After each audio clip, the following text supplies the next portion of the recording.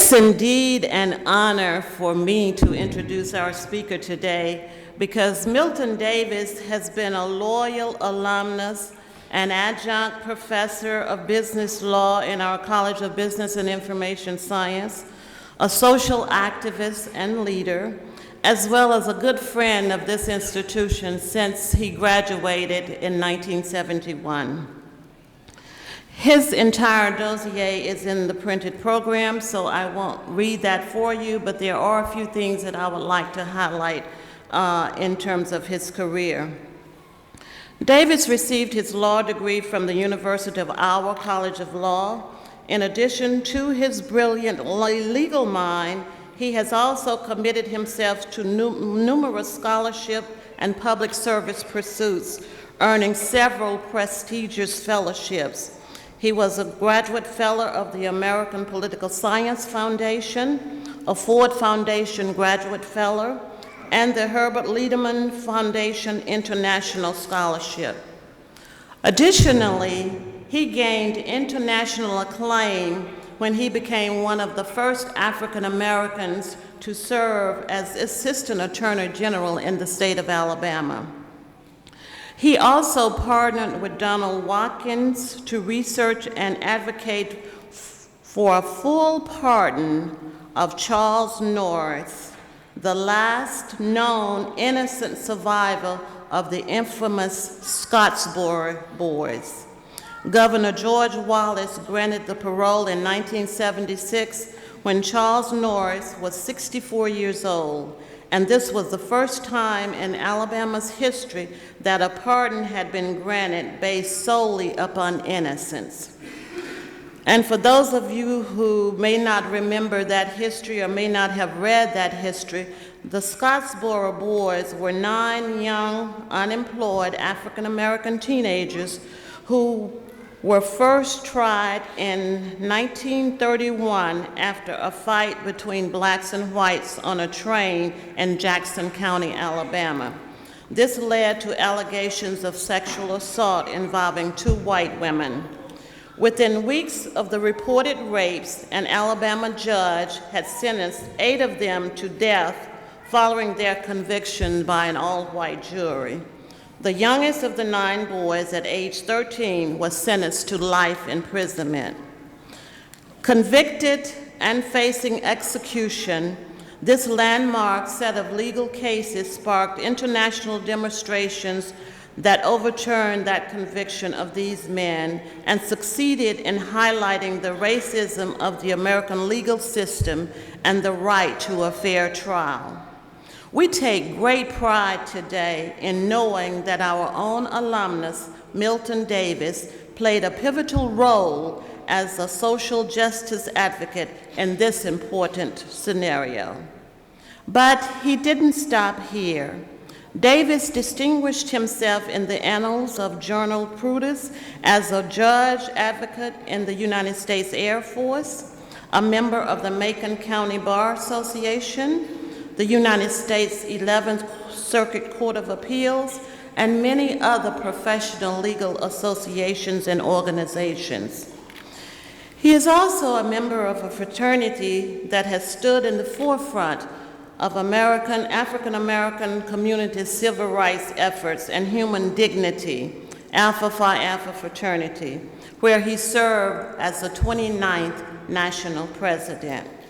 Once again, he was in the right position at the right time and was able to, during his tenure, help set into motion one of the most significant tributes to an African American civil rights icon in our history, the Martin Luther King Jr. Memorial on the National Mall in Washington, D.C. I offer these thoughts. There comes a time in your life when you can no longer put off choosing. You have to choose one path or the other. You can live safe, or you can stand up and be a leader for what is right.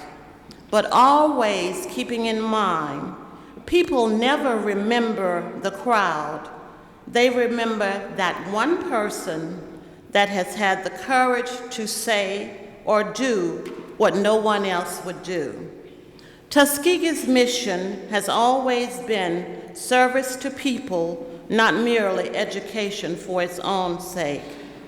Milton Davis has been a true component of the Tuskegee University mission, and those sentiments aptly describe and distinguish him and the reason why he is our speaker for today.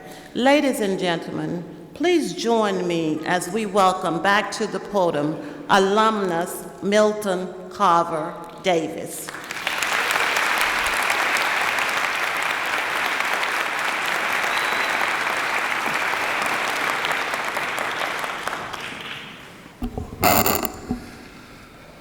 To Board of Trustees, Vice Chairman Norma Clayton, and members of the Board of Trustees, Tuskegee University President Dr. Charlotte Morris, members of the faculty and staff, parents, families and friends, graduates of Tuskegee University, I deem it a very high honor and privilege to join you today as the speaker for this special occasion in the life of our graduates.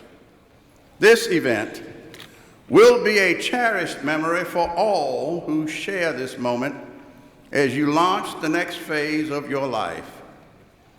I know that many of you in this audience this morning are thinking back to the time when some of our graduates first left home on their way to Tuskegee to begin their university careers. That, too, was a commencement, a new beginning. When a loved one leaves the family circle, usually some elder of the family, a parent or guardian, a trusted friend, teacher, or mentor will approach the one taking leave of the family and have the family talk. You know what I'm speaking about. The talk, which is delivered in clear and concise language so that there will be no misunderstanding. The elder shares some things which you were taught all along while you were in the family circle, but they emphasize those things because they never want you to forget while you are away from the family circle. Regardless of the words used, the bottom line is always this: remember who you are, where you came from, and what we all expect from you. I am sure that you had that family talk. Those elders then placed in your hands with affection and care the resources they had reserved and secreted away for you at your time of departure. They blessed you and sent you on your way, or they personally brought you to Tuskegee filled with hope and promise. The words of the Tuskegee song in concise language describes Tuskegee University and our students as the long-striving mother of diligent sons and daughters whose strength is their pride. Always remember who you are: diligent sons, strong daughters of Mother Tuskegee.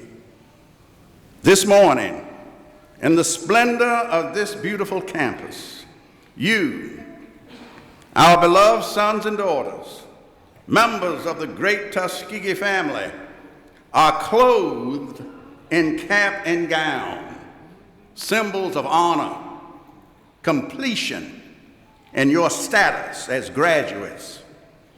You are processed into this chapel with pomp and circumstance. You are placed in prominent seats, surrounded by the highest governance of the university, the trustees, the president, the faculty and staff, all arrayed in resplendent academic regalia. Family and friends have come and traveled from far and near, the gathering of the great Tuskegee family. We wish to remind you of a few things before we confer upon you the tangible token of your graduation, before we bless you and send you on your way. So let's have our little Tuskegee family talk on this, your special day. We are here in and on this sacred ground where the first Tuskegee chapel stood, and this magnificent chapel now stands. And on this ground, where our founder, Dr. Booker T. Washington, on a weekly basis, gathered the student body on Sunday evenings to talk with them and to share with them his vision and wisdom about life, and to encourage the students about the future.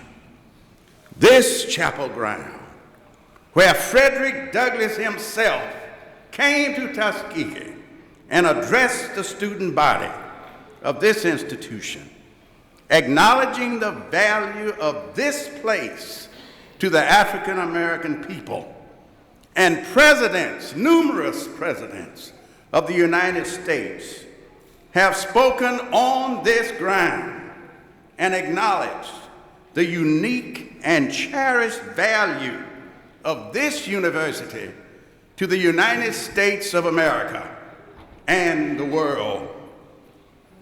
I believe that the spirits of the Tuskegee University ancestors join this convocation today.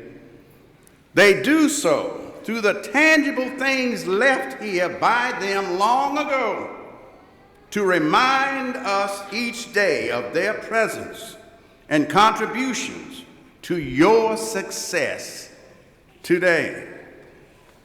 The historic buildings built by students who made the brick by hand are such tangible symbols that they are here. I implore you and your family to take a little time before you leave the campus today to visit at least one of our historic buildings, and you and them together physically look upon the bricks they made and say thank you to the ancestors whose physical labor caused these buildings to exist, and even to this day and to this hour provide a place of education for the generations who have come through this university in its 136 years of existence, including you. Remember, as you pass the cemetery, just a few feet from this building, whisper a thank you to the spirits of Dr. Washington and Dr. Carver and the many others whose earthly remains are buried there. They and many others loved and cared for this institution, which they served their entire lives, and even in death chose to rest forever on this campus to inspire future generations, to inspire you. I remind you, dear graduates, of the rich heritage of this place. You have had the unique privilege of matriculating on a campus which is the crown jewel of American and African American history, the only historically black college or university ever designated a National Historical Site a treasure of the nation.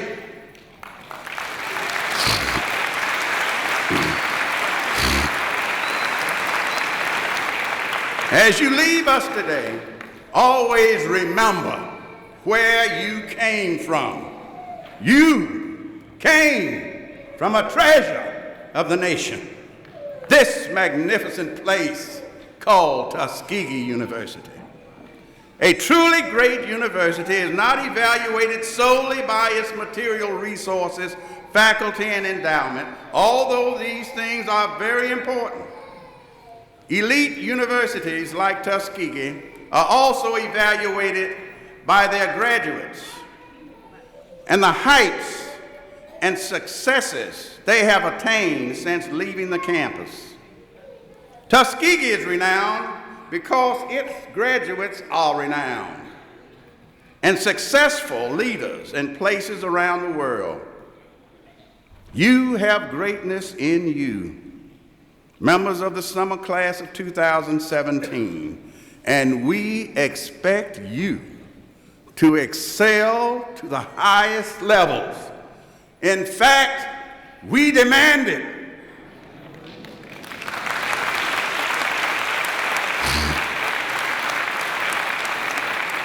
You have been placed through the rigors of earning your degrees from a highly competent and disciplined faculty. You have acquired the knowledge and earned your degree. Earned your degree. We don't give away degrees around here. You earn your degree at Tuskegee. There is nothing ordinary, common, average about a Tuskegee graduate.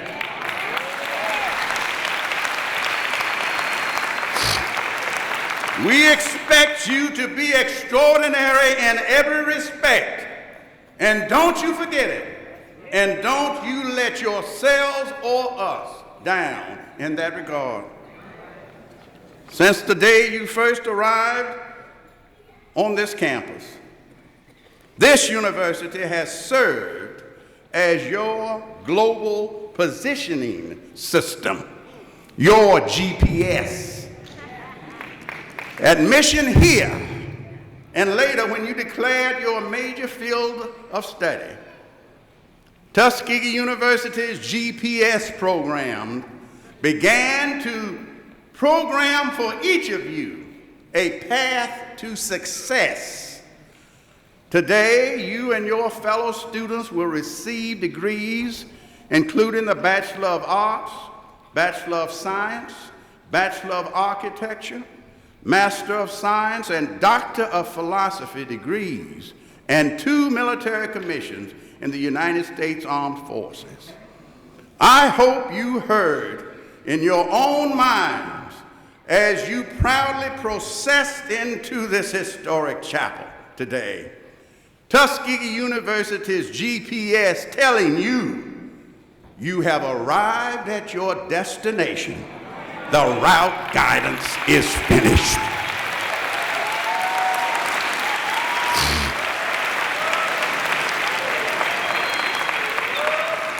What do we expect from you as newly minted Tuskegee graduates? As diligent sons and strong daughters of Mother Tuskegee, you are charged with the responsibility of making a difference in the outcome of things wherever you go in life. You are a change agent all by yourself. Don't wait for a crowd. Start, and the crowd will come. Lead, and others will follow. The Washington Memorial, just outside this chapel, is a powerful reminder of the charge given to each Tuskegee graduate. You are to lift the veil of ignorance wherever you go in the world. Your mere presence stands as a contradiction to any philosophy and any policy which says that people cannot succeed and cannot elevate themselves and their minds to the highest levels of human existence. Your confidence, energy, and zealous pursuit of excellence should serve as a model for others. Everyone who encounters you should encounter what is best about a Tuskegee University graduate. They should encounter a person of strength, character, action, and intellect. That's what we expect of you. Lifting the veil of ignorance, intolerance, prejudice, and selfishness requires courage. And again, look to the founder for the first example, and to those contemporaries around you for the latest example. Booker T. Washington had a choice. He did not have to come to Alabama, the cradle of the Confederacy, a few years after the Civil War. He had a choice. He had options, but he also had the courage to come to a place where there was no education at all for people of color, and he courageously cast down his bucket here to see what things he could draw up by casting his lot, his life, his fortune with the people of Tuskegee. Tuskegee University is a beacon of hope and promise for all people, regardless of race, color, creed, or nationality. You too must be bold, brave, and courageous. Follow the path of uplifting humanity. Follow the path of seeking enlightened knowledge. Follow the path of trusting in the goodwill that comes from human beings who are treated with dignity and respect. In this era of alternative facts and so-called fake news, Mother Tuskegee expects her diligent sons and strong daughters to stand up for truth. Olive Schreiner stated it well when she wrote these words: "May you seek after truth.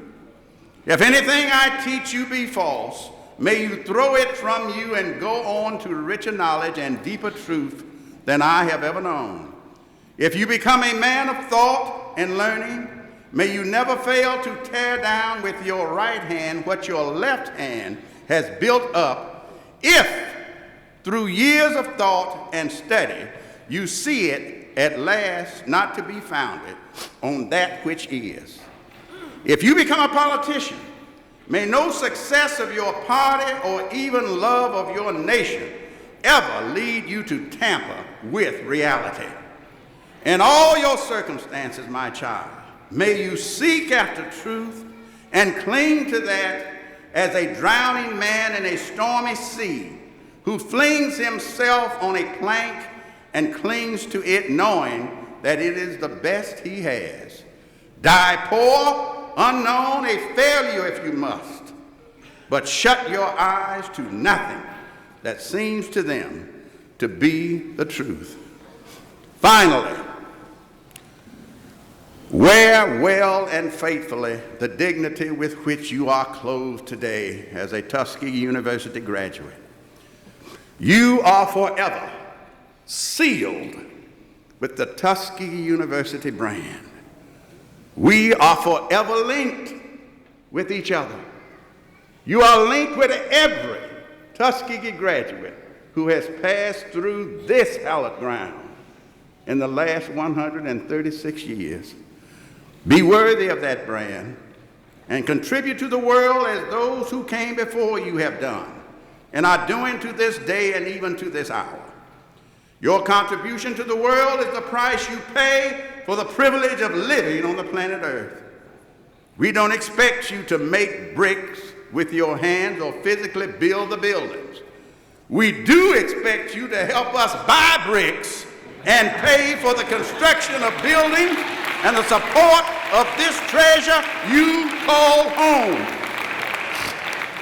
We expect you to return often to these grounds and encourage those who follow in your footsteps. Wherever you go, Tell the story of this place. Live the story of this place.